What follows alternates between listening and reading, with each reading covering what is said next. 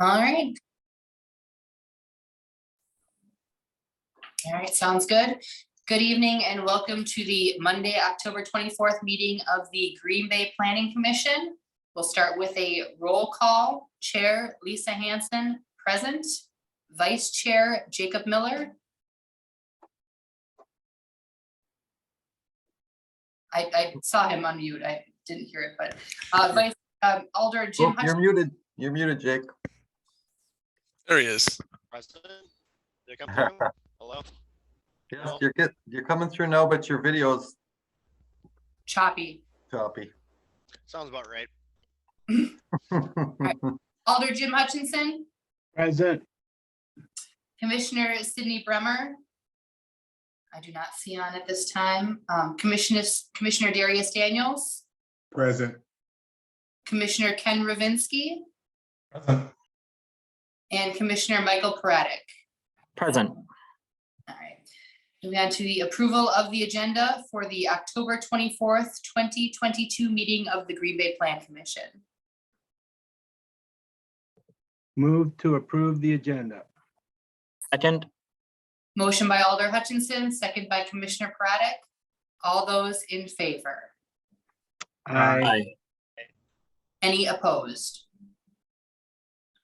All right, and then moving on to the approval of the minutes. Approval of the minutes from the October 10th, 2022 meeting of the Green Bay Plan Commission. Move to approve. Second. We have a motion by Alder Hutchinson and a second by Commissioner Paradik. All those in favor? Aye. Aye. Any opposed? All right, and then moving on to regular business and starting with a public hearing. This public hearing has been properly posted and public notification has been published in the Press Times. The Plan Commission is interested in hearing public comments on the subject agenda items. We invite your comments and ask that after your name has been called, you state your address, whether you represent a group or association, whether you favor, oppose, or are only providing information in this matter, and your comments or concerns. We also ask that you confine your testimony to the facts related to the proposal at hand and avoid repetitive testimony. Questions may be asked during the public hearing, but will not be answered until the upcoming actionable item. You must be recognized by the Plan Commission in order to speak, and please address your comments to the chair. Comments will be limited to 3 minutes. To speak during this public hearing, you may unmute yourself at the bottom of the screen, use the raise hand function on Zoom, physically raise your hand if you are using the video feature, or press *6 to unmute yourself if you are calling in. We will now open the public hearing on item number 1. Public hearing on request for a conditional use permit located at 1165 Law Street to allow a second accessory structure to exceed maximum square footage submitted by Jim Last, property owner. Thank you, Madam Chairman. I'll just give you a super brief overview. Here we go. Wait a couple seconds till you can all see it. All right. So can everybody see the map? Okay, so the property is at 1165 Law Street on the city's, I guess, southeast side, so to speak, near downtown. It's a single family residential lot, the single family home and one 900 square foot garage, detached garage. The petitioner is requesting a conditional use to put up a second accessory building exceeding the 150 square foot maximum. He wants to put it up at 300 square feet directly to the west of the existing garage in the paved area. Thank you, Dave. So now with this public hearing, we're looking to hear from people who are in favor, in opposition, or looking to provide information only. Is there anyone who wants to speak? Is there anyone wishing to speak? Is there anyone wishing to speak? Let the record reflect that no one came forward and this public hearing is now closed. Moving on to the corresponding actionable item, item number 2, Consideration with possible action on request for a conditional use permit located at 1165 Law Street to allow a second accessory structure to exceed maximum square footage submitted by Jim Last, property owner. Thank you, Madam Chairman. There we go. Okay, so now see my screen. All right, so this is the property we're just talking about. It is in the middle of a single-family neighborhood. Developed right now with a single-family home, stored a narrow but long, and as I had mentioned, the 900 square foot garage. Go to the next one. This is a little more close-up of the site as it sits today. You can see the driveway comes in here from the south. There's a large paved area in between the home and the garage. And there is a parking pad here on the west side of the garage. This is the location. A petitioner is looking to put a secondary or a second accessory building. This is just sort of another shot. You can see at one point there was a temporary canopy structure over that spot. And then this is just a look from the front. It looks a little bit different today. There's some iron gates across the driveway, but that's basically what it looks like. Future land use shows this as low density residential. You can see the zoning is all R1, low density residential, kind of matches. And again, I just put up the picture of the site as a reference on the left, and this is the site plan itself. So they currently have a 24 by 32 foot garage. I believe it's actually 30. And they'd be looking to put another structure on this cement pad, 15 by 20 feet. So that would be a 300 square foot second accessory building on a lot. Again, code allows up to 1,000 square feet for one accessory building. And then the second is really just a shed, no more than 10 by 15 feet. So this exceeds it by 150 square feet. All other elements of the code would be met, would meet setbacks, would meet separation, impervious surface coverage, height. The big difference is the just the size of the building itself. Now, those things were put into the code so a single family residential lot did not end up with large accessory buildings and become basically a storage lot. But they did put this in as a conditional use permit so the Plan Commission and Council could review these individually. It'd be very difficult to get a variance or get a hardship on the need for additional storage space. So there is a rhyme and reason why it comes through Plan Commission and City Council. And this is why.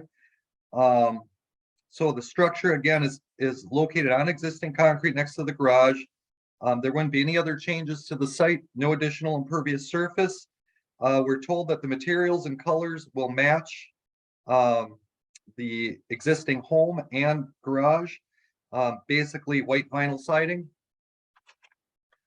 There are seven conditions for any type of conditional use, and they're in your staff reports. I can go over them if you like, but they are in there. When staff reviewed this request, we felt it met the standards of the conditional use permit.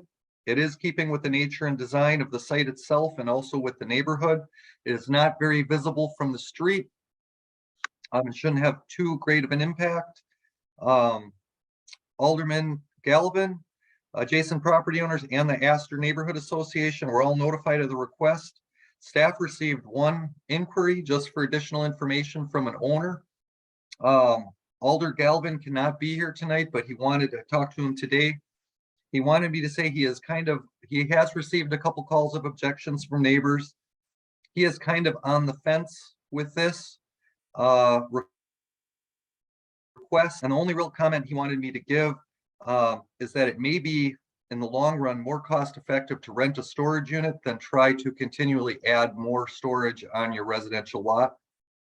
And at some point, a small narrow lot cannot support that many toys. So those were his comments that he wanted me to share. And with that, staff is recommending approval of the request. Subject to compliance with all regulations of the Green Bay Municipal Code not covered in the conditional use permit, including standard site plan review and approval.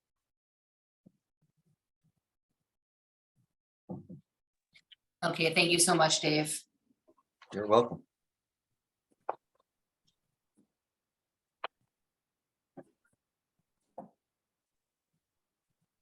Any questions for staff or any discussion amongst the commission? Dave, you said the maximum for the first accessory structure is 1,000 square feet? Correct.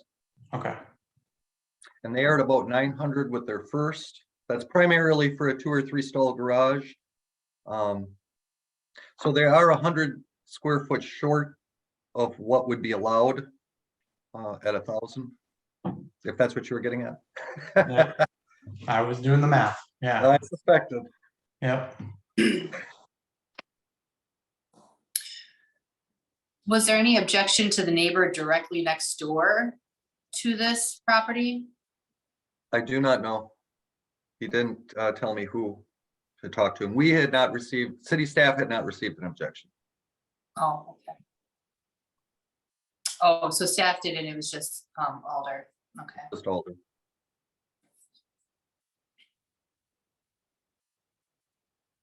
Hey Dave, quick question, and let me know if I'm not coming through. You're good. Good, good.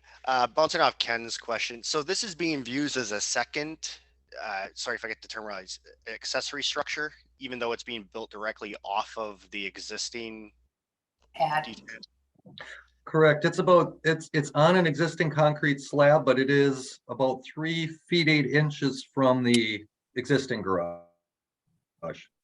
Or Oh, accessory building. So it will be separate. It's not gonna just be an expansion of the garage. It actually is a separate structure. It is a separate structure, yeah, and it requires a 3-foot separation for fire code.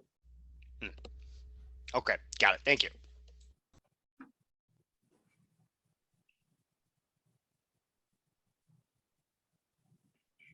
I find that interesting that there's a 3-foot separation for the fire code, like the fire's not gonna jump that 3 feet.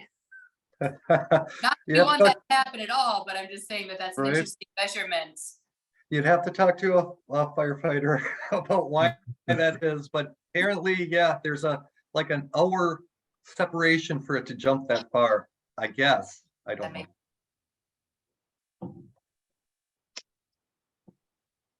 So the only thing that is out of code is the 300 square feet, which is 150 over, right? Correct. Allowed. And the existing garage is 100 feet short. So literally, if you just look at square feet, it's like 50 square feet off in a sense. Know what I'm saying? I mean, The exact math I'm looking at is 38 square feet. Alder Hutchison. 38, okay. So it's not far off. It's just, but it is a second off structure. I guess that's kind of what I was getting at too, is it's really taking up the footprint similar to what just a bigger garage would be. So if they demoed the existing garage and built the larger garage, are we really looking at that much of a different in terms of space it's taking up? And I appreciate what Alder Galvin said about, not wanting it to have all kinds of, accessory buildings in the backyard, but I mean, these lots are like those crazy deep, like, what are they, 240 feet deep lots? So there's like a huge backyard that they have behind their garage in the structure. And they've already been operating this space as basically a structure without a canopy over, although they did have a canopy at one point, but I don't know, it doesn't really feel like it's changing a lot other than being an actual secondary structure.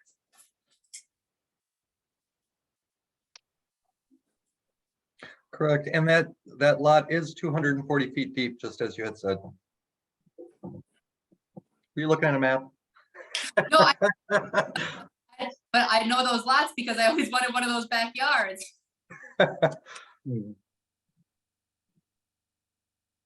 Yeah, and I guess I'm looking at it, we could make them get down to the right square footage, which would be shaving off 38 square feet of this new structure. Or deny it, and then this stuff gets stored outside, which usually is more of a nuisance to the neighborhood than something in a storage building. For 38 square feet, I'm more inclined to probably just approve it. Yeah, I would agree. Seems like de minimis. Let me use a big word there. De minimis. 38 feet is de minimis. So I agree with Ken, Commissioner Ravinsky. I'm in favor of approving as well. Was that a motion and a second? I will, yeah, that's a motion. All right, So, and I second it. got it. Okay. All right, any further discussion? All right, hearing none, we'll go ahead with the vote. All those in favor? Aye. Aye. Any opposed? All right, and then that will move forward then to the next city council meeting is November. Are we into November now? November 1st, is it November 1st, the 3rd? 3rd? Okay. All right, move forward to city council for November 3rd then. Thank you. All right, moving on to item number 3, public hearing on request for a conditional use permit to allow a dormitory at 100 to 110 South Barrett Street and 1368 East Walnut Street, submitted by Journey to Adult Success petitioner, Redevelopment Authority of Green Bay property owner. Thank you, Madam Chair. And again, I will just give a super quick overview. All right. Okay, so this is the property itself. It is actually 3 properties, just a little over a half acre on the corner of East Walnut Street and Baird. Caddy corner from East High School and across the street from Joanne's park and skate park and so on and so forth. It's primarily a single 2-family neighborhood with also some multifamilies mixed in. The petitioners are looking to acquire these 3 lots from the Redevelopment Authority and put a 3-unit townhome set. 2 of the units would house young adults who have at some point been touched by the foster care system, and 1 foster care family that would act as caretaker. Dormitories are permitted in the single family and low density residential districts, but they do require the conditional use permit. Okay, thank you so much, Dave. Certainly. And then with the public hearing, we're looking to hear from anyone who'd like to speak on this subject in favor, in opposition, or to give information only. Is there anyone wishing to speak? Is there anyone wishing to speak? Is there anyone wishing to speak? Let the record reflect that no one came forward and this public hearing is now closed. Moving on to the corresponding actionable item, item number 4, consideration with possible action on request for a conditional use permit to allow a dormitory at 100 to 110 South Baird Street and 1368 East Walnut Street, submitted by Journey to Adult Success petitioner, Redevelopment Authority of Green Bay property owner. Thank you, Madam Chairman. Again, back to the screen. All right, as I had mentioned before, it's about a half acre lot on the southwest corner of Walnut and Baird. To the north, you can see a set of 0 lot line single families, essentially 2 families with a lot line between them. To the south is primarily singles and 2s, but there are some multis mixed in here. To the east, as I had said, is East High School and Joanne's. To the west is primarily single and 2 families. Let me go down to the next. So this is angled, so you have to actually look to the right to go north. But this is the lot itself. It's kind of an odd shaped lot. But it has quite a bit of frontage on both Baird, about 140 feet of frontage on Baird, about 106 on Walnut. These are some views of the lot itself. So you can see it's well kept and a vacant lot. So this is looking up Baird Street. This is directly looking south at the lot itself. This is obviously from the intersection. And this is looking down Walnut, looking towards the site. So you can see East High School here in the corner. Future land use for this property in this area is low-density residential. The zoning district is office residential, which also requires the conditional use for a dormitory. And these are the plans that were submitted. So basically, as I had said, they are 3 lots right now. Those would all be combined. They do have authority for approval. The redevelopment authority is the property owner, so they could adjust anything, as part of the sale. But as I had mentioned, you look up here on the left, there's basically a larger townhome and then 2 smaller townhomes right to the west of that. So the 2 smaller ones would be the dormitory homes for up to 6 students in either home or in both homes for a maximum of up to 12. And then the one to the east on the foster families home. Now that would be just a regular family foster, and they would also be the caretakers of the two dormitory buildings itself. In your application packet, there's quite a bit of information on their program, in their narrative. And so you should be able to see basically how that's going to run. It is really for young adults between 18 and 24 who have either aged out of foster care but may still be in education, that may be affected by foster care or could be at high risk for homelessness, generally because of aging out of foster care. A neighborhood meeting was held last Thursday at East High School. Unfortunately, there were no neighbors attending. But at that meeting, we got a little bit more details from the applicant on their tenants, I suppose. And I'm just going to do a quick read because I didn't have time to put this in your packet. And it's the second page of their added narrative. When considering young adults for our program, we look at many criteria and assess, especially for safety of our participants and the community. They do an in-depth interview, criminal background check, gather collateral, information from county workers, school staff, foster parents, and other relevant persons. The goal is to assess for a young adult's motivation and ability to move forward with goals, with support and coaching by Jazz staff. They strive to serve all young adults. Some are not a good fit for the program for various reasons. They will not serve sex offenders, adults with children, criminal background checks that include felonies, batteries, or violence, or high level. So the makeup of the clients consists many different scenarios, but foster youth who have aged out of care, may or may not have graduated from high school yet, youth who are still in high school and need support to finish, and youth who have graduated high school and need support to secure higher education or job training. So that was sort of the added in that was not in your packet. So I wanted to talk about that a little bit. I also want to talk about the density. So low density neighborhood, a lot of people think, this is a half-acre site, think that 3 townhouses might be over dense. That's actually on the lower end. So low density is about 4 to 8 units per acre. This is at 5.5. That fits perfectly in with the low density district. We had some concerns at the original design of the site. They actually had the townhouses facing South Baird Street, which left to the east, which left kind of a big gap of green space. It made the parking lot really not functional for 2 of the units. We did request that they reorient it to East Walnut. As you can see by this submission, they had done that. Fits in just perfectly.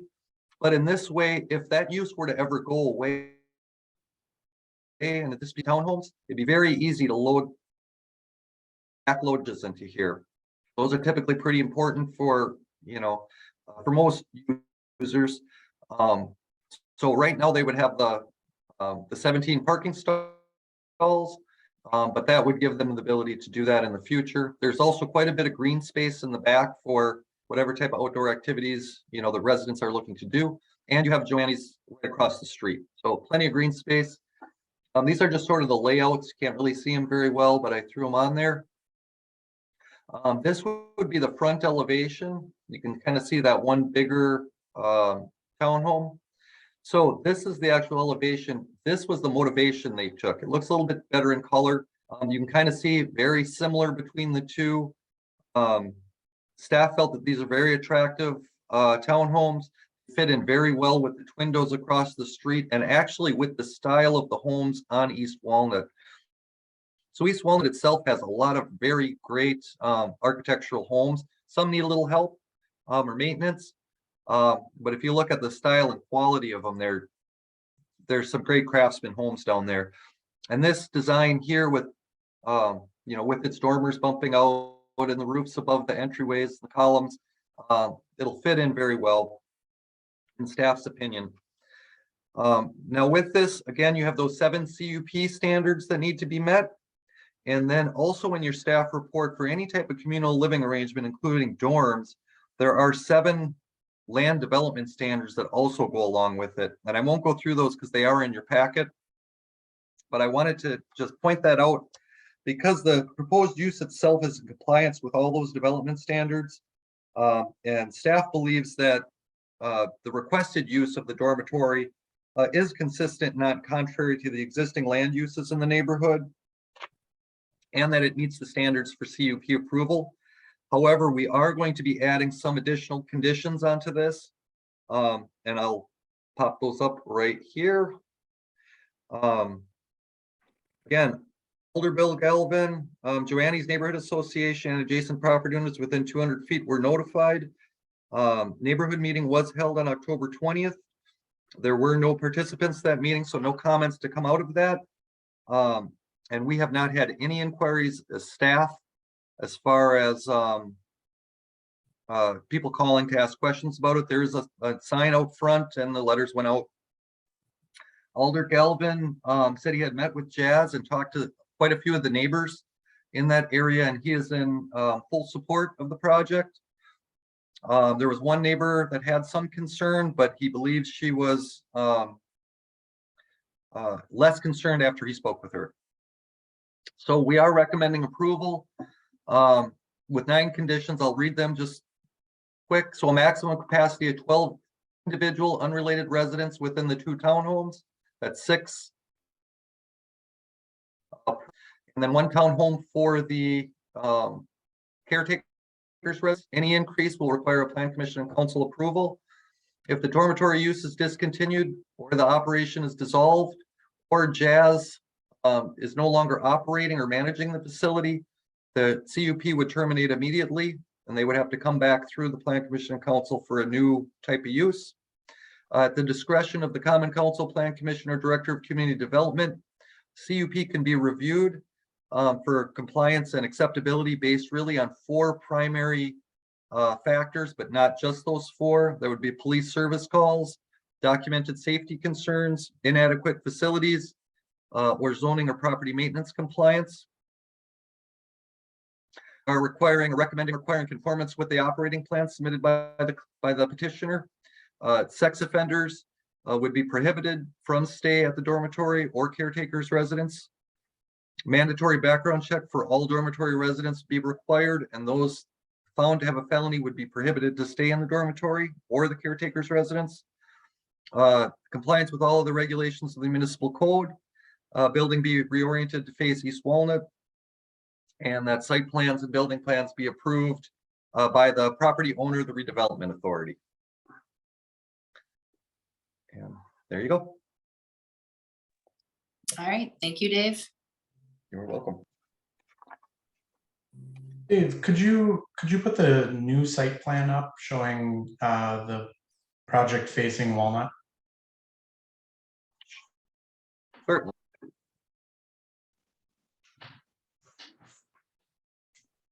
So, and if you're looking at the floor plans themselves, you'd flip them to match the site plan. So you can see the 3 buildings face Walnut, 3 walks leading up to the main entrances, a walk running from Baird to connect to the back entrances of each one of the units, and then the parking lot and green space.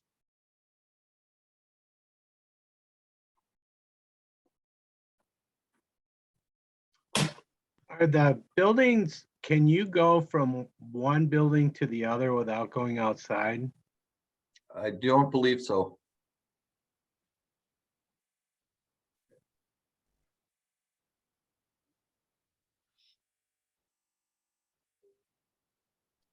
And the adults that will be there are in the family building. They're the foster family. They're the ones, more or less, the adults for the whole building.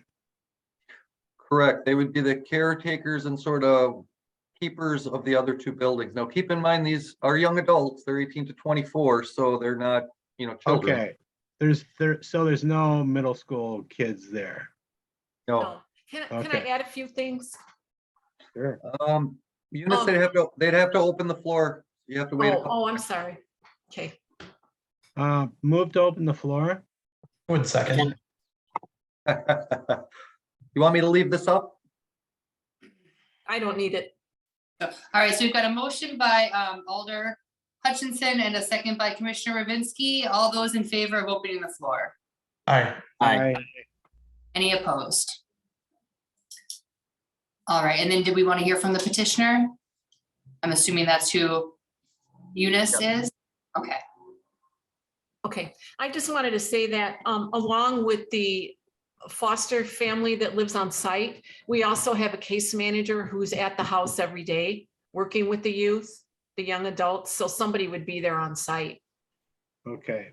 um, That's what I, numerous times throughout the day. And then in addition, we do have cameras at our current site, and we would also do that at the new site. We would have cameras on all the entrances because no visitors are allowed, so there won't be people coming in and out.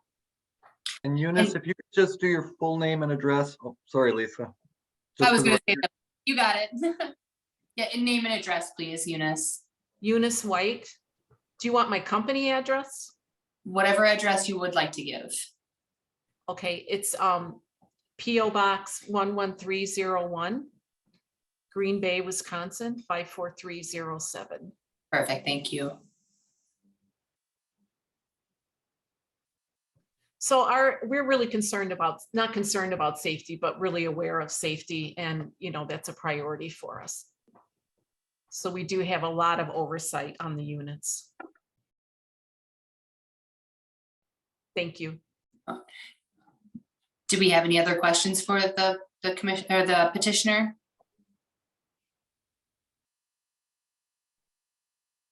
Are they, I for a do. question, how, are there other units that are near Green Bay that are in this program or in the area? We currently have a site at 327 South Monroe. We have a 2-story home. It's a 2-flat, and currently the foster family is living on 1st floor, but they would move to the new site. And our 2nd floor is the current jazz program, and that would convert to a phase 2. Youth who have gone through the program, been successful, would go to phase 2 at our old site. How long has the old site been operating? We opened in 2015 and we acquired the new site in 2018. Thank you.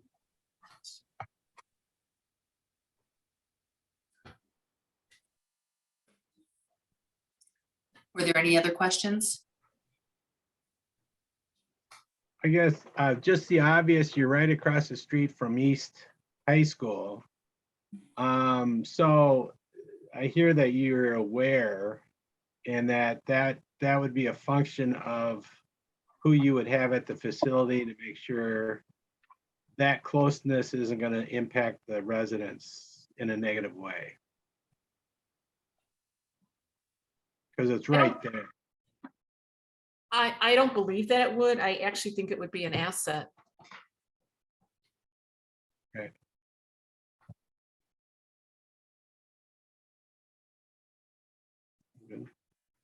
Okay.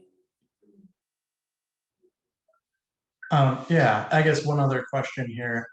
As far as your staff goes, how many parking stalls would be necessary for them? Would it be like 2 for the living residents and then 1 for the caseworker? Correct. Okay.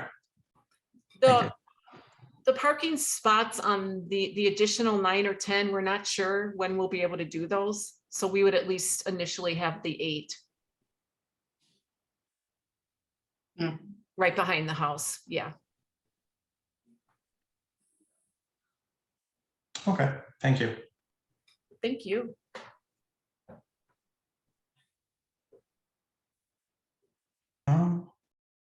Yeah, I'd make a motion to close the floor. Awesome project, though. I think you picked a good design. We love it. Yeah, I think it'll be fitting for that neighborhood. Thank you. Second, A motion by Commissioner Vinsky and a second by Commissioner Daniels to close the floor. All those in favor? Aye. Any opposed?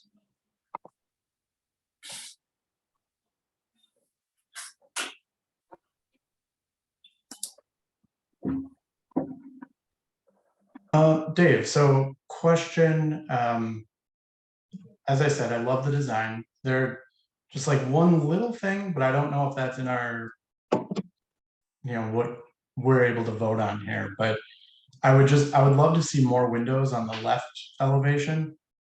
The side that's gonna be facing Baird.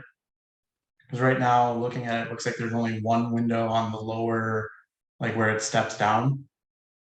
And nothing on the upper portion, and just that building is gonna be really a focal point on that corner from whichever direction you're coming. Like the front is fantastic. Just that side is a little kind of plain, I guess.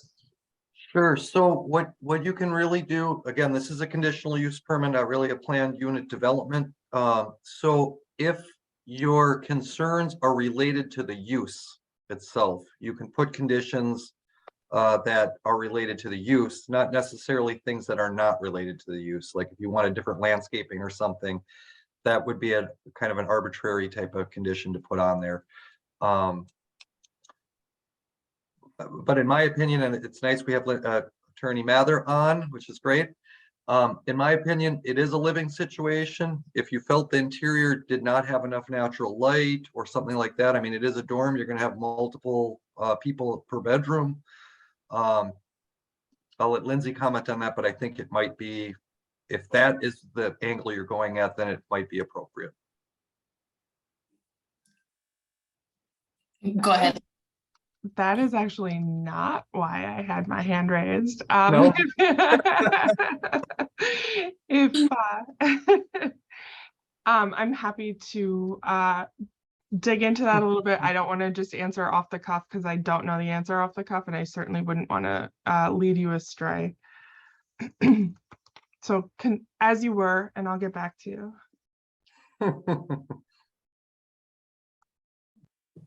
But also, I guess the point that I would like to bring in mind as well is you could also, any concerns you have could be expressed to the redevelopment authority who owns the property. They have a little more leeway in what can be built there because they would be selling the land. So that would really be the body that would deal with like more aesthetic type of things that aren't functional. Okay. So to say, like, on the record, maybe the RDA should look at that aesthetically. Sure, yeah. I'll And we leave it would at that. and we would pass that on to the RDA. Perfect. Yeah. Go ahead. Yeah, no, I mean, that is a good point, because that corner it is a focal point. You got this traffic light right there. And if it's just a blank wall on that side, I definitely understand see your point there. Absolutely. So that would be my recommendation to the RDA, but not for this meeting. One other concern I do have, though, is in the back with that additional parking. Now it sounds, as Eunice was saying, that they might not be putting those in right away. I'm wondering, can we put a condition on there if those do get put in, if the use changes back to single family, and say Jazz House dissolves and all those other conditions go into effect, that those additional parking stalls be removed and go back down to, just the one parking stall per unit or 2 parking stalls per unit. I'm not in love with the parking in the back. It does seem like a large gap there, but for the use, I understand. So that's where I'd like to see that as a condition if possible, to remove any parking stalls that would not meet the code when it would revert back. And I'll just jump in. I will put that down to remove the southern row of parking stalls if the dorm goes away. That is correct. Okay, and that is completely related to the use, so that is very appropriate. So is that the 10th condition then? Yep. Remove, and it would read, remove southern row of parking stalls. Should dormitory use be discontinued? And I guess with that too, I would say more or less just get it down to what would be appropriate for single family. So, you know, if those get sold off then after the fact as single family homes and someone puts a garage back there, then just so there's appropriate parking for the use at that point. Okay. So that would be 6 stalls. That sounds right to me. Okay. When does the condition, if that's sold or changed, require another CUP? I thought there was if the owner changes or if the use changes, doesn't it have to come back? It does for another dormitory use. Assumption would be is if the dormitory were to discontinue, then the homes would either be rented out or sold as just homes, regular single-family homes. I think that's what Mr. Ravinsky was getting at. Okay, so that could happen without coming back, and so there's a need for the conditional items. If it's not dormitory, reverses something else, because it's not coming back. Yeah, because regular townhomes are just a permitted use here. So if it wasn't a dormitory with the number of residents, they could just build them with a permit. It's really dormitory that's kicking in this review. Okay. Yes. But if they were built with townhomes, they would be required to have garages. So there's a little difference.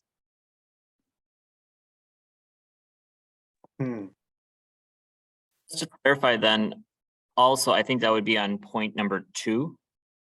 If the dormitory use is discontinued, etc. If the organization, and it sounds like a great organization, but if the organization for some reason 5-10 years down the line decided to change their policies, whether it be on the current structure of their organization or how they operate, this would have they would just be able to continue it as long as the organization is still intact, correct? Or what is the level to that? Yeah. Well, under item number 4.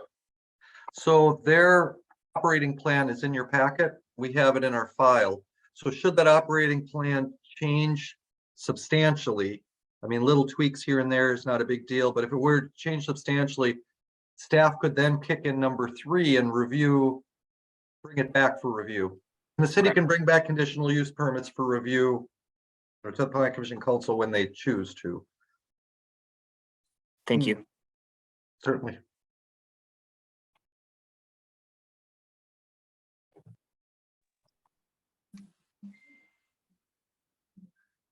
Any further discussion amongst the commission or questions for staff? Lindsay, did you still have something to add? Your hand is still raised. I don't know. I if do. That stuff, so. I do still have something. I also found the specific window window requirements for dormitories. I assume you looked into that, Dave, and that those that's 8594 sub A would apply to, you have to have a window in every room, habitable room or room with a toilet. So if there are any facing that street other than the one that currently has the window, that would have to have, at least as I read it, but you guys are the experts, not I. Right. And what we had done as well is the last one, site and building plans be reviewed and approved by the redevelopment authority. Compliance with all other regulations of the municipal code would kick in the building code. So we have not reviewed it to that level of detail yet.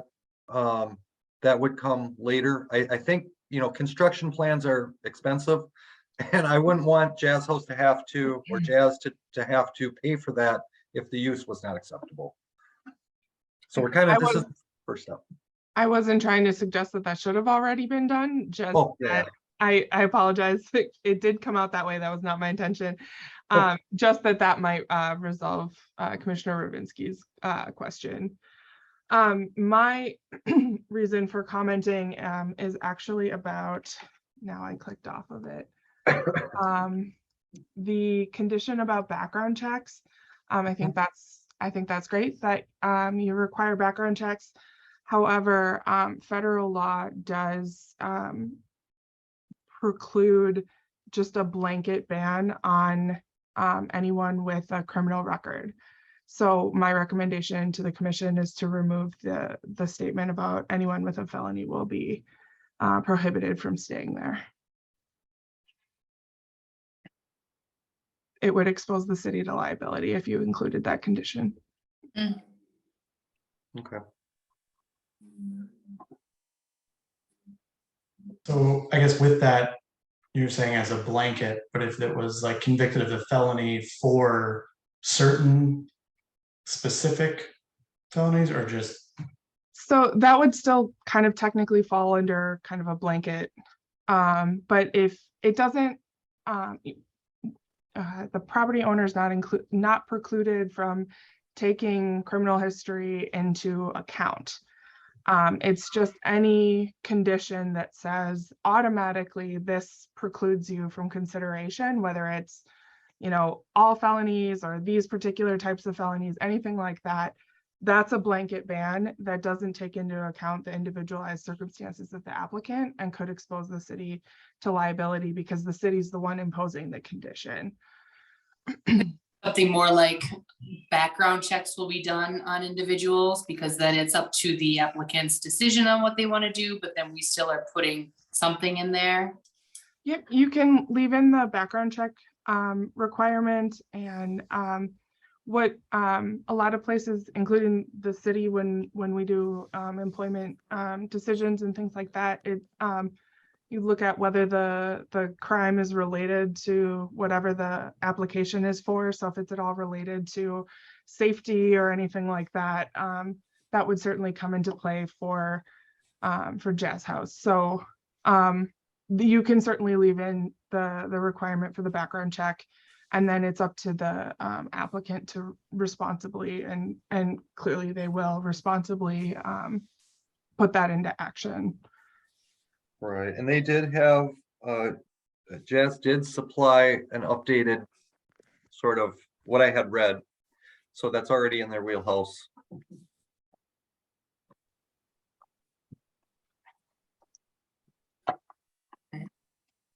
Well, and they do also, in the conditions, it does also call it specifically out sex offenders, and that makes sense with it being directly next to a school, that's not allowed.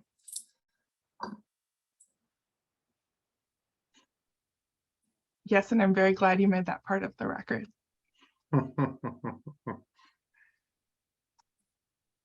So yeah, so really we could just strike the back half. Can you put those conditions up, David, please? All right, so really what we could do is just strike everything after and. Yep, I can't really do it, but. So it would be just a mandatory background check for all dormitory residences required. perfect. And then we would have the added one in number 10, which would be remove the southern row of parking stalls and the parking lot down to 6 stalls should the dorm use be discontinued. David, I think what we want to consider actually taking that and saying to restore to single family parking standards for the units, because I think that's where Commissioner Rinsky was going with that. Is that where you were going, Ken? Okay. All right, so it would be adjust, how about this? Adjust parking area from dorm to attached single-family standards. Number 10.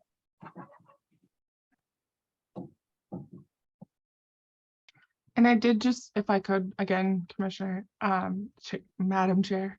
I did just want to point out that by taking out the second half of the sentence of condition 6, you did remove any reference to the caretaker. So if you wanted, you could include, you could put back in the first part of the sentence, mandatory background check for all dormitory or caretakers residents is required. That's up to the commission. You might have to play with the wording a little bit there, Dave. I tried to do it on the fly, but. Right. I could easily do it for all dormitory or caretakers residents. Well, the dormitory residents or caretakers. Correct. We'll get that worded. Okay.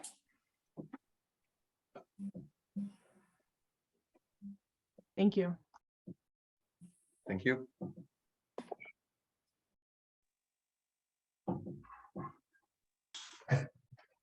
With that, I would make a motion to approve with the stated conditions or the revised conditions.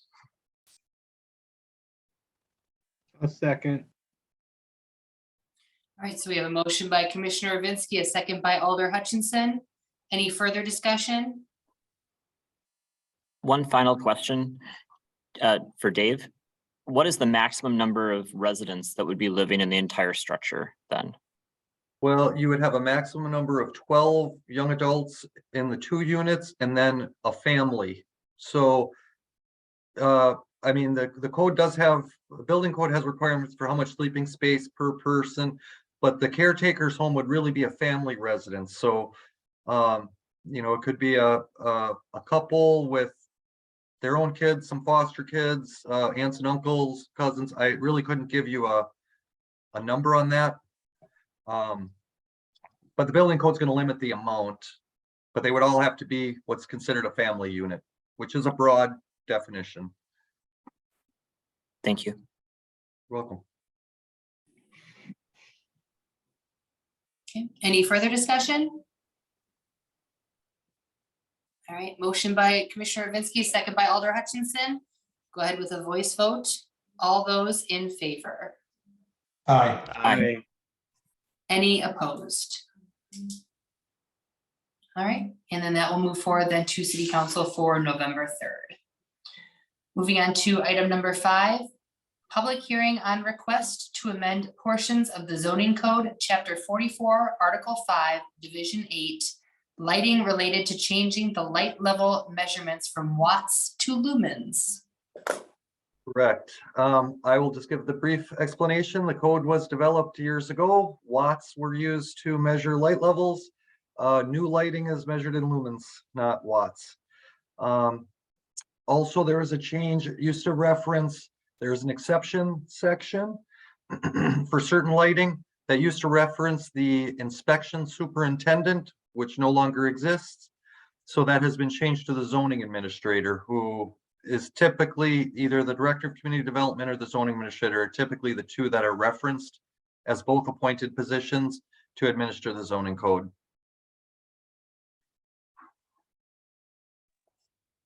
All right. And then we're looking to hear anyone who wants to speak on this item. Is there anyone wishing to speak? Is there anyone wishing to speak? Is there anyone wishing to speak? Let the record reflect that no one came forward and this public hearing is now closed. Moving on to item number 6, consideration with possible action to amend portions of that zoning code, chapter 44, article 5, division 8, lighting related to changing the light level measurements from watts to lumens. Correct. And this is very, very simple. So these are the 2 sections of the code that are being part of the general regulations in the zoning code. So you'll notice in the bolded is the new text and the strike through red is the old. So really it's going from watts to lumens in about 3 or 4 places in this section of the code. And just as a quick reference, so lumens measure the amount of light emitted from a bulb. where watts measures the amount of power consumed by the bulb. So back in the incandescent days, the more power, the more light. But that doesn't work with new lighting. LEDs don't take that much power and they can be extremely bright.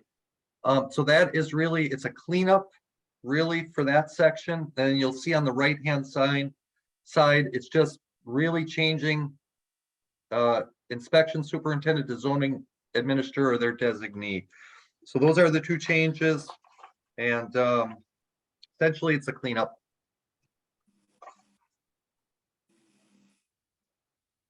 All right, thanks, Dave. Any discussion amongst the commission or questions for staff? Motion to approve. Second. Got a motion by Commissioner Ravinsky, second by Commissioner Praddick. All those in favor?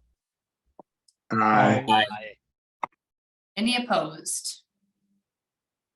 All right, and then that will move forward then to City Council on November 3rd. And Can I just say that the city council meeting is actually November 1st? I was right. November 1st. Thank you. Yep, Beth. Sorry about you're that. welcome. No worries. All right, Common Council meeting, November 1st.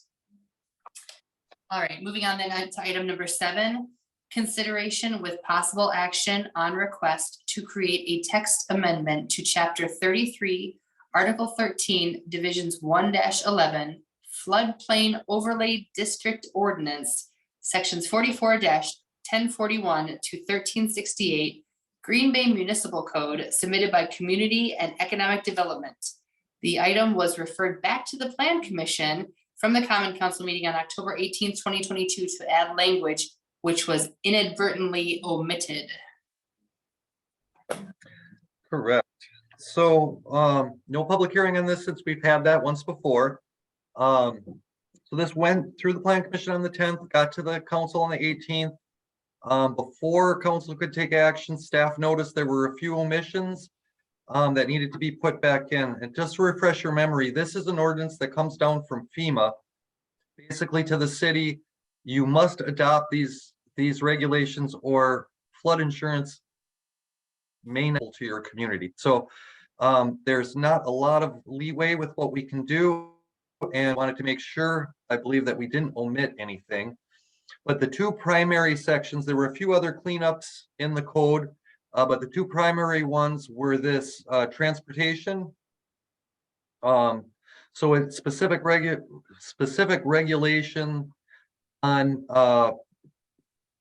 transportation projects in the floodplain. And then the second was a reference to campgrounds that was omitted out of our draft. So I won't go through reading all of it, but those are the two primary sections that were kind of caught by an attorney's office. I'm not sure how they were omitted. Could have been just an error during numbering or whatnot, but those are the two sections. And so we are recommending approval of adding these back in and sending them back to council. It's my understanding that this is time sensitive.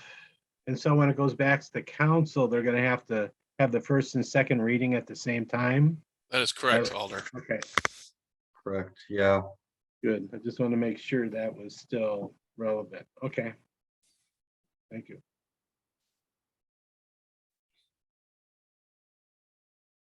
At least it was caught in time. That's good. Right, that's very good.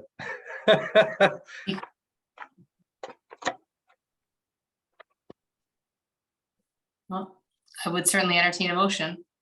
Motion to approve. Second. Second. Motion by Commissioner Praddick, second by Commissioner Ravinsky. Any further discussion?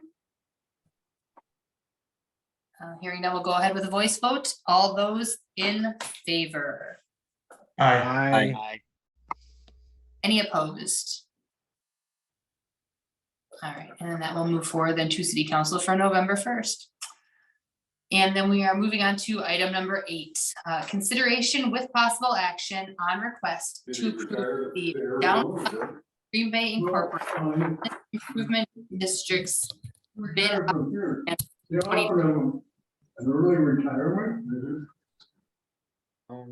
I'm game for that. Yeah, I don't know who's speaking, but if somebody's in your background, mute yourself, please. So I wanted to say that the city, each year, the city of Green Bay's business improvement districts handbooks require the approval of the bid annual operating plans to come through the Plan Commission.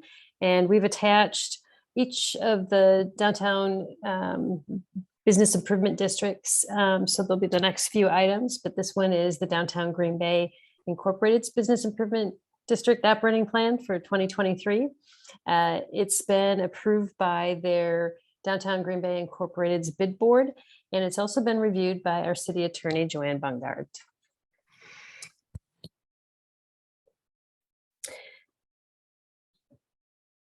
If you have any questions, I do also have one of the members, Jeff Merkis, is on a learning trip with the mayor and with Brian Johnson. So they also have staff members representing their organizations today. They are in Pittsburgh doing a chamber city tour and understanding visit with their mayor and to learn what they can bring back. So we have staff serving. So Alyssa is here on behalf of Jeff Merkis this evening. Right, and I just have up on the screen right now, just real quick, it's the only slide. Just to show you, this green boundary is the Downtown Green Bay Inc. Boundary, bid boundary. That goes with the plan. What?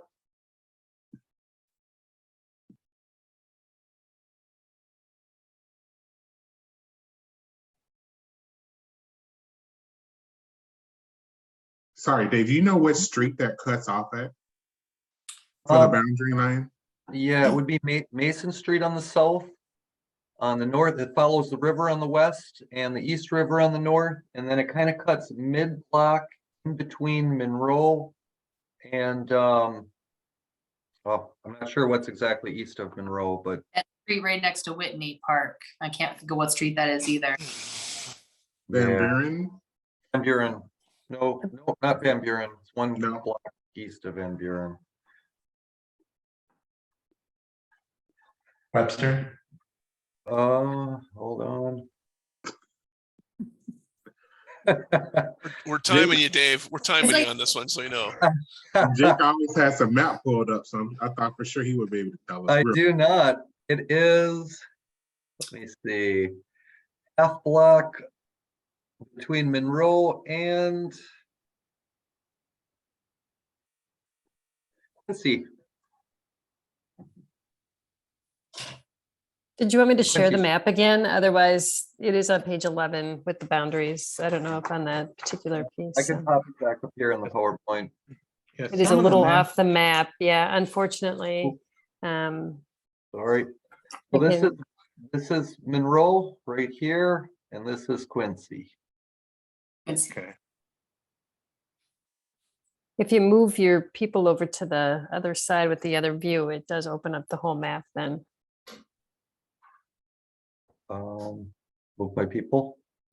Move your participants of the meeting, you can slide that over and then the whole map shows. I don't know if that helps anybody with the view. Should they move over? Mhm. Okay. I'm on multiple screens, so they're not on the same screen. Yeah, sorry about that. Yeah, me too.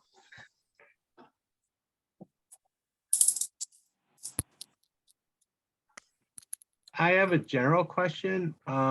It's kind of cool to have all 4 districts, one after the other, and you can read it, the one and then the other and then the other. Are these kind of developed together? I mean, are they covering the same? I didn't have time to go back and compare each one, but are they generally put together the same, or is there some that are completely different? They actually are very similar. They have, but some are more focused on events where they get some of their funding. Some are driven by property assessments that are taxed onto the property assessments and brought in.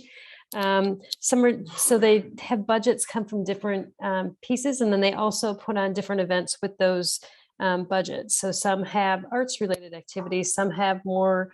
So each district has a little different where they're spending their money and where the money is coming from, but they all serve the general purpose to improve the business district by gathering the businesses together and using those funds for the activities. I'm sorry, they don't realize that they're being heard. So yeah, I'm sorry. No I problem. can move to another room. Sorry about that. Okay, I noticed there were some spreadsheets and then one didn't have any. And so each district determines what each property is going to be charged extra. So what we saw in those spreadsheets is an extra, like not tax, but whatever you want to call it for the district. Is that The right? additional assessment. Yep, Okay. you're right. Yep. Good. I was wondering how that fit into their, for taxes or what. So, okay, that's very helpful. Thank you. Yep.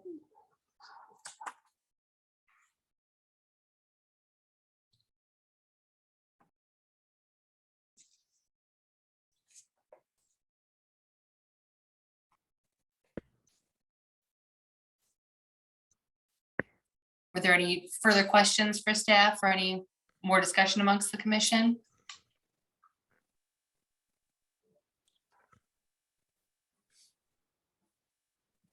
Move to approve. And A motion by Alder Hutchin, a second by Commissioner Craddock to approve the operating plan for DGBI. Is there any further discussion? Hearing none, we'll go ahead with a voice vote. All those in favor?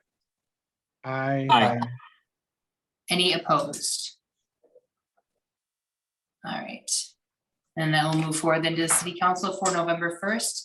And then moving on to the consideration with possible action on request to approve the Old Main Street Incorporated Business Improvement District's operating plan for 2023.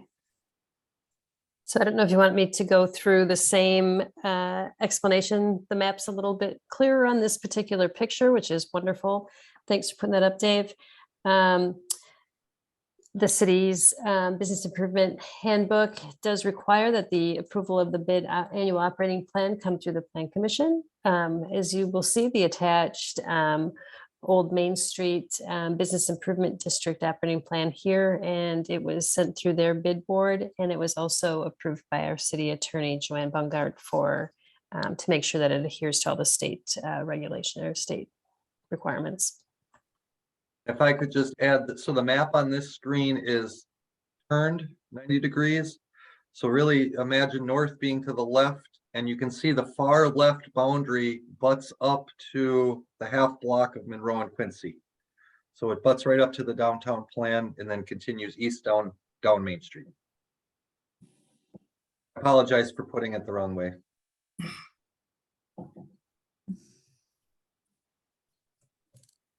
Unacceptable, Dave. You know, Oh. actually, it's on page 11 of the handbook as well. And so the page is, if you see it, kind of goes across in a different, it's positioned the other side of the page, but it fits on the screen much better this way. So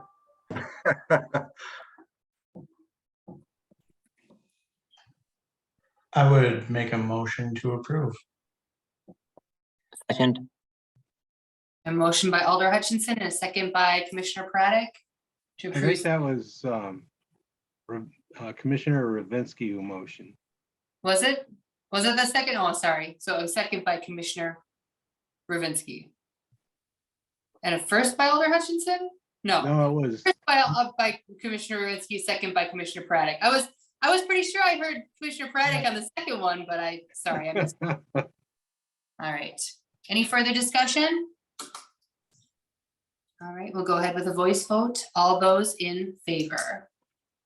Aye. aye, Any opposed? All right, and then moving on to item number 10, consideration with possible action on request to approve the On Broadway Inc. Business Improvement District's operating plan for 2023. All right, here we are. This is all kind of a little bit familiar now at this point, but the City of Green Bay's Business Improvement District Handbook requires that the approval of the bid annual operating plans by the city's Plan Commission. So we are bringing it before the board today. And so you'll see the attached on Broadway map and operating plan information here. It has been approved through their bid board and has been reviewed by the city's attorney, Joanne Bungart. They're known in our as bid number 3. And we have Chelsea here from Broadway here for any questions that you might have. If you need to speak to them just on Brian's behalf. Yes, I'm happy to give a quick overview. That was kind of what I was planning for. But if that's not, is that fine? Yeah, Okay. I wasn't gonna make anyone, but if you're offering. I'll go quick. I think just the first thing to point out, we have a new bid board president. It is Linda Bova. She has a business owner and property owner in the district. She's been quite involved in many capacities with On Broadway and as an organization. And so now to have her leading the bid board and playing a role there, we're excited to have her. I think she's a great addition, even personally. The other thing that I think just worth pointing out for those who don't know, so our bid and On Broadway operate separately. Essentially, they each have their own board of directors, so that could be worth pointing out. Board of directors is Linda sits on that as an ex officio member, but otherwise they are an entirely separate group of people. And really the focus on the On Broadway organization side of things, it supplements a lot of what the bid does, but the event focus falls more underneath of On Broadway. So some of these bid operating objectives that are in there, you might notice, have not a lot to do with the events that On Broadway does, which are many. So those are just a couple of highlights, but then jumping into there are 6 proposed activities that were outlined and approved. I'm looking at the first one that it touches, which I'll allude to later, is the 4 pillars that we fall under. So this first one kind of related to design, so maintaining those benches. These are those city-owned benches and garbage cans that you see throughout the district. I think it's noted in here, maybe how many, I'm not sure. No, that's related to the pole banners, but those got a fresh coat of paint in the last few months. So getting those spruced up. Pole banners were installed this past year. So operating plan for 23 is to maintain them and then just continue with the seasonal planting of the planter bowls and boxes that we have, working on weed management throughout the district. Worth noting maybe that for anyone that cares or notices, our planter boxes, they've kind of turned into a labor of love in the sense of we're really working on the growth of plantings within those. They've proven to be a little tricky, but we're following the plan that we've worked with our partners there. And the idea is that they've developed and they are native perennials, very strong native perennials in those boxes. It's just, we're working on it. Otherwise, another piece that may be worth noting, the city went through and installed new power pedestals in all of the tree boxes. And with that, they cut the power off for what was mounted, if you will, into the trees previously. And that's how we got power to all of the holiday lighting that we have. So that is nearly complete. I think there might be a few on the southern end of the district that, as of last week, they weren't complete yet, but they're working on them. So that's been great. Number 2, enhancing public art installations. So if you're familiar with the Mural and Busker Festival, I think we've done nearly 40 murals as a district in the last 3 years. So we intend to continue that next year with the goal of 10. So part of the funding and note here in the objective is having the bid support the installation of 4 of those murals, as well as a temporary sculpture and other streetscape art such as sidewalk poetry, creative things like that, but then also some creative public seating areas in the downtown. We think those are going to be really impactful with a small dollar amount. Sit on that one. Kind of number 3. So it's our turn to receive a state tech grant. So we'll work with Main Street and the WDC on that. And the intent is to, which I'll get into quickly in the budget in a second, but the intent is to write for that, to hire a design firm to work on that red sculpture park kind of across the street from where Baronson's Candies is, and explore some redevelopment of what that space could look like to make it a little more public user friendly. It's been, a nice visual, but I think through all of our events and even just visiting other cities and seeing what others do, there's some real opportunity to do something there. So we all know design takes time. So the plan is the goal for 2023. The number 4, from what I understand, is just a standing item, improving awareness of the bid investments in the district by partnering with other funded groups, and just, it's really just meeting with property owners and making sure that they understand where their investment is going. 5, I'm very excited about. So launching a pilot mini grant program to support retail occupancy of the ground floor storefronts. So retail, we know what it brings to a district, the vibrancy, the foot traffic, and we feel it's very important. But retail also, they took a hard hit through COVID, but they also they face barriers greater than what an office group may.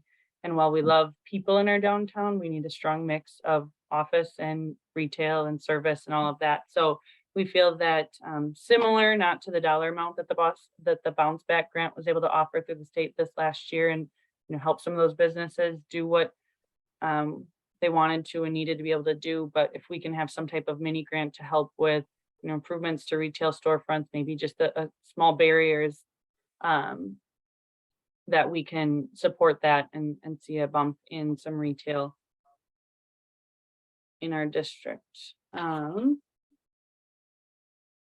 then the last is just sustaining operations and solvency of On Broadway. So again, that just goes back to the heavy lift that it takes on the admin side of things to make all of this happen. So it's just a lot of words to say that.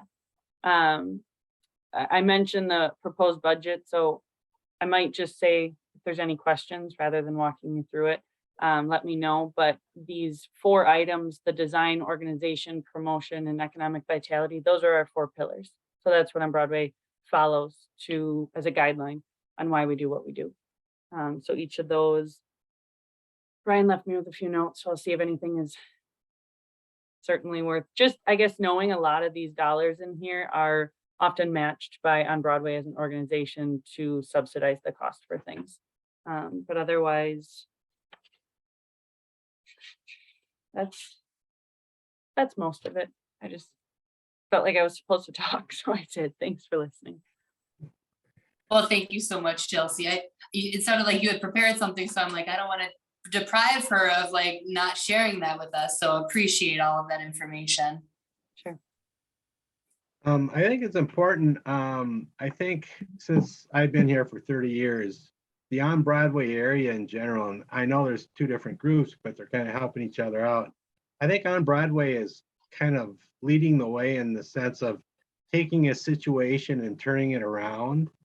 I think it should be applauded, and I think it should be kind of recognized. And I think the other operating plans in the other districts are doing the same thing. I think this thing that we're going through right now, we get the opportunity to review them because they have to go through the plan commission. I've heard that 3 times. I think it's really good. I think these plans are behind the scene of why things are working well. So I'm glad she went through that because we could see what they were paying for and what they were doing. And it just doesn't happen out of the blue.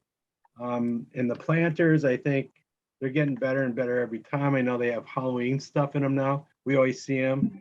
I'm just on a soapbox here, but I think thank you for the work and keep the good work going. Thank you. It's a lot of fun.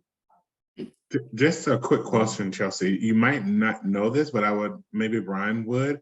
Do you know if On Broadway is working with the Chamber's new small business manager to help with some of those open storefronts? Is that Maria Padilla? Maria, yeah. Yeah, actually, three of us, which is, I think, three of us for sure have met with her separately. And myself being one of them. I met with her, to your point, the vacant storefronts, but also in the growth of the public market project that On Broadway is working on, and really where we can, kind of create the right connections and always have each other in mind when we're kind of working with others. So I met with her maybe almost a month ago when she was still quite new, but really setting it up with keep us in mind and how can we be good partners. So specifically the mini grant opportunity is something that I think we'll want her to know about. And then just different initiatives too, I think within the district. We're happy, she seems very involved, so. Yeah, great, thank you. I want to say, and last question, all the storefronts or the fronts that are open on Broadway, are they all retail or are any of them designed for anything else? Do you happen to know? So when I think of the street facing, if you will, Broadway ones, a lot of those are meant to be storefront retail. A couple of ready to go restaurant spaces. But then I think about our friends with the rail yard development, and I talked with Brent, Brent Weicker is on our bid board, and he's, works with base companies on the spaces that they have. So he lets me know what he's got for space. We just talked, they've got a couple of spots that are one person that would be renting an office for themselves, maybe somebody getting outside of their home and just them and one other person. So he's like, I've got 130 square feet, 300 square feet, small office space, all the way up to when that building on the north end, their third building is complete. It sounds like they're in a really good place with their second and third floor already for office, which would open up the first floor. And I think they're open to what that use is. So it is a strong mix, that first floor, it could definitely be storefront, it could be service-based, could be another office. We did the community foundation, they just left, I think the second floor in our building, but they went over into the old chamber space. So, not to say that couldn't be something different, but it's really kind of a mix. You have that rail yard with more office service based, but when you get into the heart of our district, as we often refer to it, that's where we've got some retail and restaurant vacancies. Right, thank you.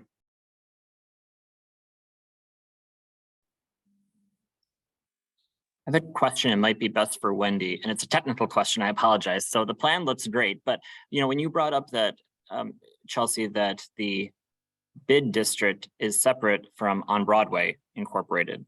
So are we actually, so this plan is only for the bid district. This plan is not for On Broadway.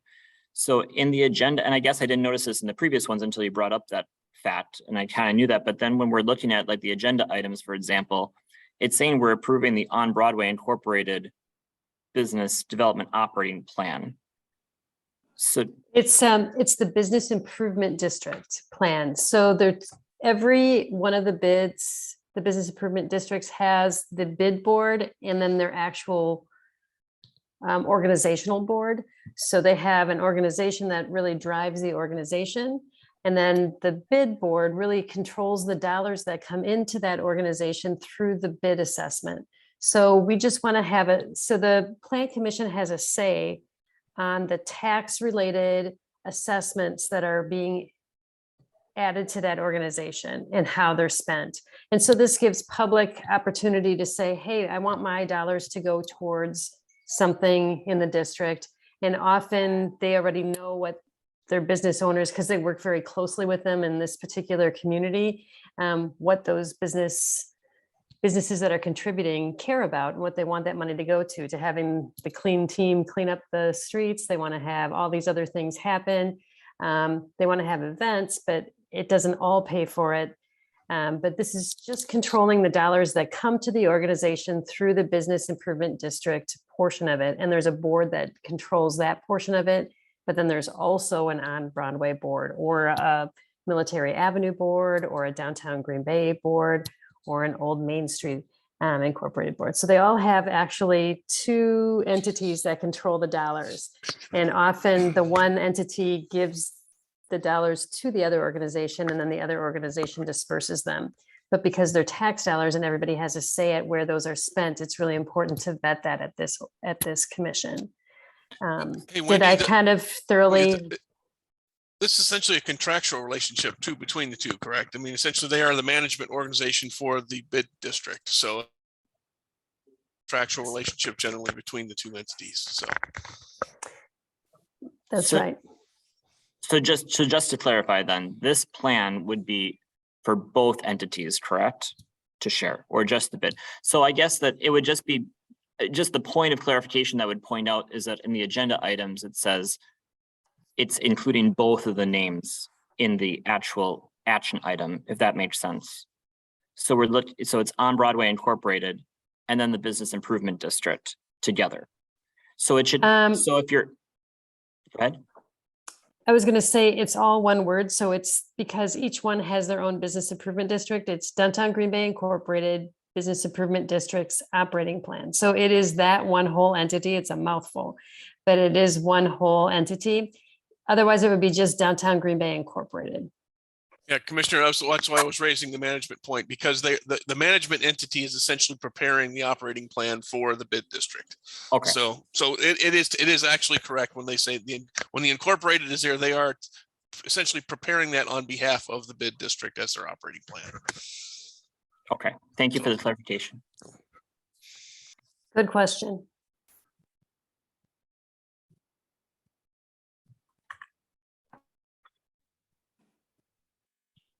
Motion to further- approve? Second, So a motion by Commissioner Braddock and a second by Alder Hutchinson. Okay. yeah. Any further discussion? Hearing voice vote, all those in favor, I, any opposed? All right, and that will move forward then to City Council for November 1st. And moving on to the final bid board consideration with possible action on request to approve the Military Avenue Business Association Business Improvement District's operating plan for 2023. One more time. So the City of Green Bay Business Improvement District Handbook requires the approval of the bid annual operating plan by the city's plan commission. So we have that before you here. Here's a map of the district. Leah is representing her district. She's Leah Weicker is our executive director there. She has attached the operating plan for 2023. It has been approved by her bid board and has been reviewed by the city's attorney, Joanne Bungart. She also is on for any questions.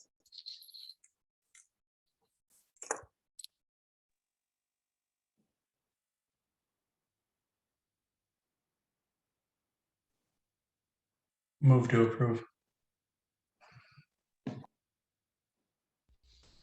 Second, Second. Okay, so we have a motion by Commissioner Ravinsky and a second by Vice Chair Miller. Is there any further discussion? Hearing none, we'll go ahead with a voice vote. All those in favor, Aye. I, any opposed? All right, and then that will move forward then to Common Council for November 1st. Informational, Director's Report. All right, good evening, commissioners. I think we'll try to get through these as quickly as I can. I did want to share, it is budget season, so it is, as Alder Hutchinson is going to be very, very much aware of if he's not already.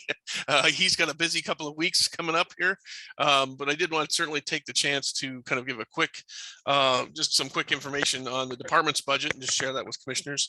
You know, for all of the hard work and everything that staff and you guys do as commissioners, we are a whopping 3% of the overall city budget. So this is just just kind of reminding everybody what a great deal we are as you as a plan commission and us as a department. So, but it is interesting to take a look at the grand scheme of things, obviously, kind of where we fit into the overall puzzle. So specifically our expenditures this year for the department, this is kind of a historical list of just the expenditures. So this year we are going up about a 13.6%. A large portion of that is salaries, health benefits, a lot of the kind of the administrative personnel related costs going on that. We do have a couple of other operational costs we're looking at. We are asking for a little bit more marketing funds to assist in the disposal of city properties. We're also asking for some additional professional services money when we require things like environmental reviews, land divisions, other things we need to do to essentially to either acquire or dispose of property. There's oftentimes professional services related to those wetland delineations. Is another one, a couple of things we've had to do in the past. We've kind of stolen from our marketing budget in the past just to make sure we've actually had some funds to do that, but we're trying to get that really more appropriately budgeted for and use on an annual basis. So, so we are seeing some increases. Here's just the overall with our increase in revenues that we're also projecting from a variety of sources, primarily from reinspection fees with our building inspection department. We're actually looking at about a 1.9% increase in the overall budget. So, which I love to point out because we actually went down 1.7% last year. So I like to point that out, and we certainly will be pointing that out to alders as we go through the budget process here this year, again, about what a great deal we are. So, so just wanted to give kind of everybody just a quick glance on where we're at on specifically with the budget this year. It is going to be an interesting budget session, obviously, where folks have, I'm assuming everyone on here got their revaluation letter on their home or where they're living, and kind of realizing the dramatic impacts we've seen really from that. And I obviously being somewhat I guess from inside the system, I'm like, this is why we don't wait 18 years to do this next time because of the significant jump we've seen for a lot of folks. So hopefully, but the key thing to be concerned about is the budget, is really the city budget that drives a lot of the process. So your valuation can go up or down. Essentially what's going to drive that is really what the overall budget is. So if the overall budget is going up and down, that's really what's going to have the most effect either on either your mill rate or the actual valuation of your home. So so we have asked a lot of folks and said, if you've had to deal with this, is ask yourself the question, if you're going to sell your house, would you sell it for that much money? And most of the time we're finding most folks are like, well, yeah, probably. It's at least close.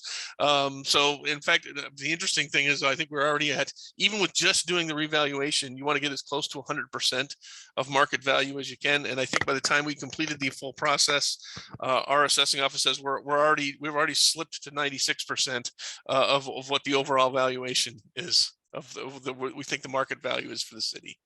So it's always a tough thing to deal with, but it is something in terms of when you have growing communities like Green Bay has been at a nice rate for the past 18 years, certainly made a significant impact, and certainly in terms of the assessed value, but really kind of just reminding folks that the budget is still the key factor, I think, that really drives your tax bill at the end of the day. So in terms of what your share is. So with that, I have just a couple of other quick updates. Obviously, Wendy mentioned John Leroy, our zoning administrator, is on that downtown task force meeting in Pittsburgh with the mayor and with Alder Johnson today. So that's why he is not with us this evening. We are looking at several kind of internal projects that we're kind of doing some research on. I think Dave Buck has mentioned previously the short-term rentals, trying to get a grip on certainly not only where they are physically and so forth in town, but really what our options are in terms of regulating them. We are somewhat restricted by state statute in terms of what we can do with short-term rentals. So trying to making sure we're kind of revisiting that, working with our attorney's office to kind of really do an update on that. We have had a referral from Alder Stoyer that's going to be hitting the agenda probably officially next week to kind of do kind of an update on where senior housing for seniors is in the community. Kind of most really be updating, I guess, the market segment part of our housing study.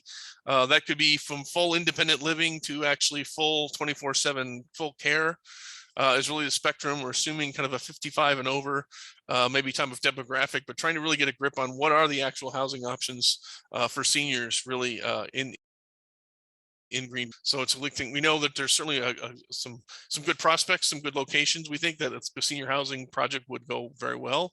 So trying to kind of anticipate getting ready for maybe the next season, next year's marketing time in terms of some of the RDA owned properties and other city owned properties we may have available for marketing, trying to do some work on those. Obviously, the body here has already discussed this evening, even discussed shelter facilities in general. Staff's gonna be taking a little bit more of a more of a progressive look and trying to make sure a comprehensive look on really where all of our different service locations are within Green Bay, and kind of try to make sure we've got a good grip on kind of tracking those things, and in terms of certainly keeping in track of like what other resources are available in terms of the bus lines, grocery stores, other sorts of amenities that folks need, healthcare, health clinics, those types of things, really kind of taking a targeted look at those things. So we think that's going to be coming through here as well. I think I mentioned last time we've awarded the JBS RFP we're getting ready to bring to City Council on November 1st, a contract with Grafe, local firm here that's actually just moved into town. So we're excited to get them started on that and actually come up. Their job is going to be coming with 3 different land use concept plans for the JBS site over off of Lime Kiln Road, over by the Crocs Center. Well, we're going to be taking a look at that and hopefully be bringing a final concept eventually at some point to the Plan Commission for some review and discussion as well. So stay tuned in terms of when that process moves forward. I think we're going to be having GI landscaping code update. Went through has had its first reading at council. I think there may be a request from the Builders Association to hold it one more time to give them one last look at a couple of things. So we said certainly let us know if that's what they're asking. So Alder Hutchison, if they ask for that, I'll be reaching out to you if they want one more look at it. So we promised we would not try to rush anything through. So if they want one more look at it, they may be making that request here for the next meeting. And then just, I guess, last thing from a staff standpoint, we're working on all of our TID-based packets and creations that we got completed through the RDA council process here. Let's see, we have final paperwork we just have to complete to get into the Department of Revenue, and those are due by next Monday. So we're going to be working on those items for the rest of the week. So with that, available for anyone has any.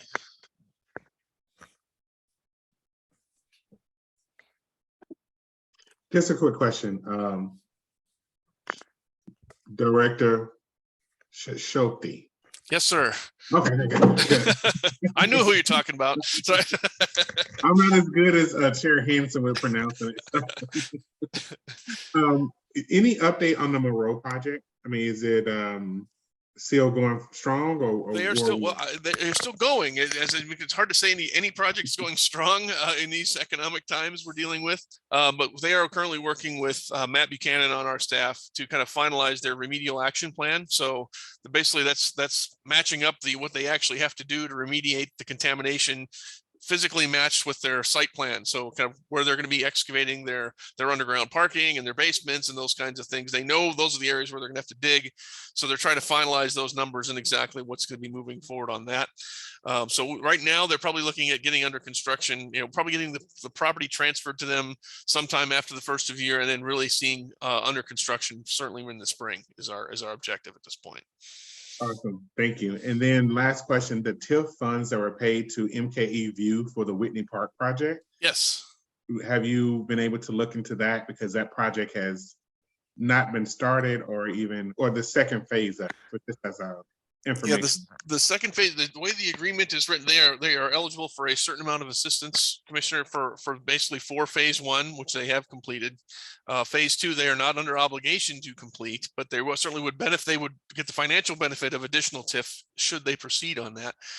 We are aware that there have been some conversations with other developers possibly trying to acquire that second half of that project, not coming to an agreement on price apparently at any time soon. So the developer, the original developer has to be a motivated soldier to kind of want to be unloading those properties, but we're confident something might be moving forward here in the spring on that one. We do know that there's conversations going on about someone else probably taking on that aspect of the project. Okay, so there are no funds that are at this point that are owed back to us that we paid in advance for phase 2? That's correct. That's my understanding. Yeah. Awesome. Thank you.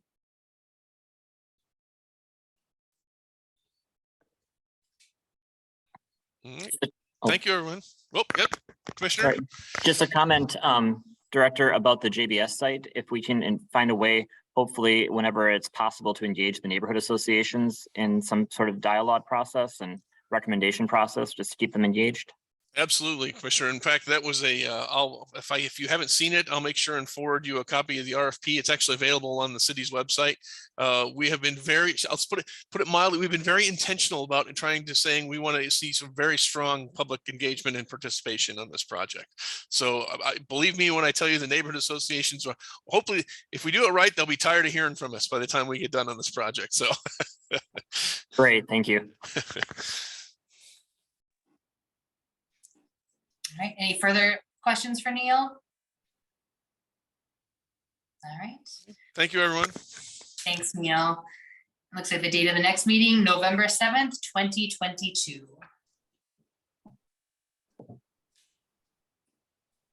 Motion to adjourn.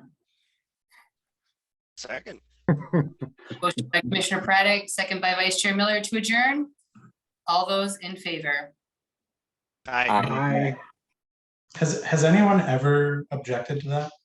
You know what, I'm gonna object next time. just to go down in history, right? Exactly. Yeah. All right, well, see you guys next month.